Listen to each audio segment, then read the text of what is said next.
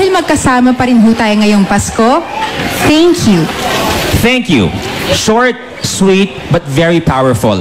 Alam niyo ba sa isang araw, meron tayong 86,400 seconds o segundo. But it only takes 1 second to say thank you o hindi kaya salamat. At nabilin niya talaga yan. Pero tama si Luisa, yung saya o yung joy na binibigay ng salitang ito sa nagpasalamat man o sa pinapasalamatan, hindi isang segundo lang nagtatagal. Ito ay pwedeng magtagal din ng buong araw o kaya ng isang buong taon.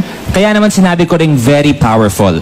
Ngayong gabi po tayo ay magpapasalamat. Unang-una, dahil magkapiling pa rin tayong lahat, hindi lang buong gabi, kundi bawat araw ng dumaang taon. At maraming salamat in advance at kinili mo rin na dapat magkasama tayo ng matagal. Dapat talaga. At sa mga darating pang Christmas, siguradong kasama pa rin natin ang mga mabubuting puso sa likod ng ABS-CBN Foundation na ngayon nagdiriwang ng kanilang 25th anniversary. Palakpakan natin ang ABS-CBN Foundation. Yes, mabuhay po kayo. Cheers to many, many more years. Mabuhay po kayo. At para ipadama ang selebrasyong ito, with the help of the chairman of ABS-CBN Lingkod Kapamilya Foundation Incorporated, Ms. Gina Lopez. Please welcome Laika, Darren, JK, and Darlene, the Voice Kids. The foundation started in 1989. The popular shows at that time was TV Patrol. And yung Lingkod Bayan was also very popular. So maraming taon na nagbibigay ng donations, tapos nag-hit yung Baguio earthquake. Maring lumampas daw ng may sa 1,000. We received like I think 45 million pesos. So at that time, inisip ng tatay ko na dapat siguro may institution na maghawak nitong pera na binigay ng publiko. So that's how the foundation was started 25 years ago. In 1997, in fact next year, maging 18 years old na yung Bantay Bata.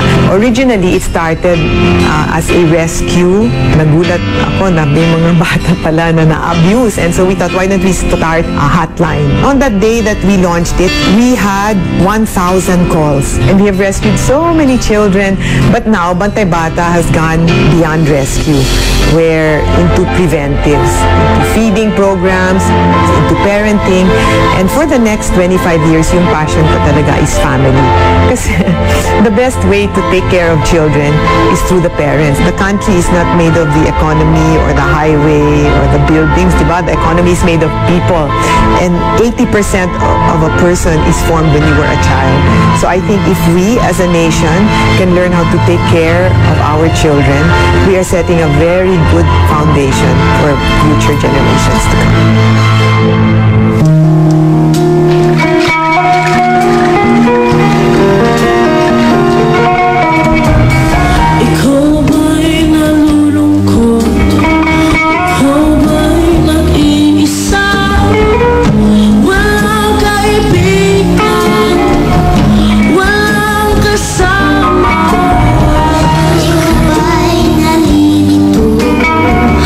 Pag-iisip mo'y nagugulo.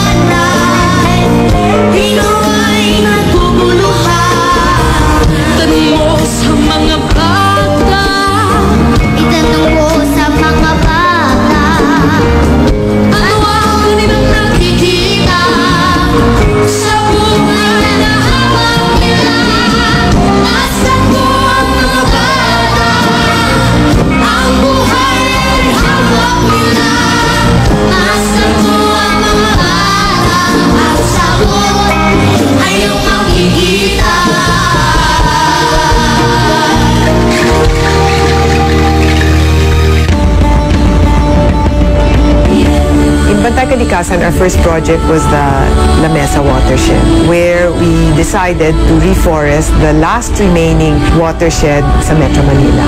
It is the best bike place in the country today. What was once a barren wasteland is now coming up to be a very beautiful forest. Sa Kapit Bisig naman, to date, we are doing 17 esteros. And sa lahat ng estero na nagawa na, nakikita mo na yung happiness level, yung peace and order, yung health, yung environment, talagang nag-angat. We have some projects that we have in Puerto Princesa where the community na dating nahihirapan sila kumain, they couldn't even send their kids to school. Last year, they earned 23 million pesos. They have 3 million pesos in the bank after 4 years. Kung aalagaan ng kalikasan, talagang yayaman ang komunidad. So kung nangyari doon, bakit hindi gawin sa lahat ng lugar? Ang tawag dito, Green Initiative. This country ay sobrang saksakan na maganda. At kung alagaan yung kalikasan in a way that may pakinabang ang karamihan ng tao, I have no doubt in my mind that that is our way out of poverty.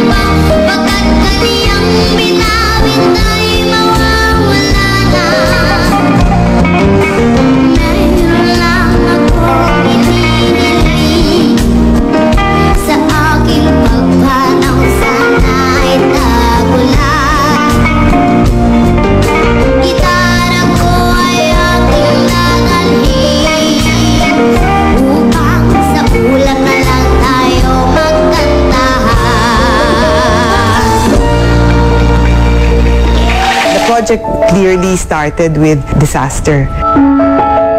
We help people with relief work.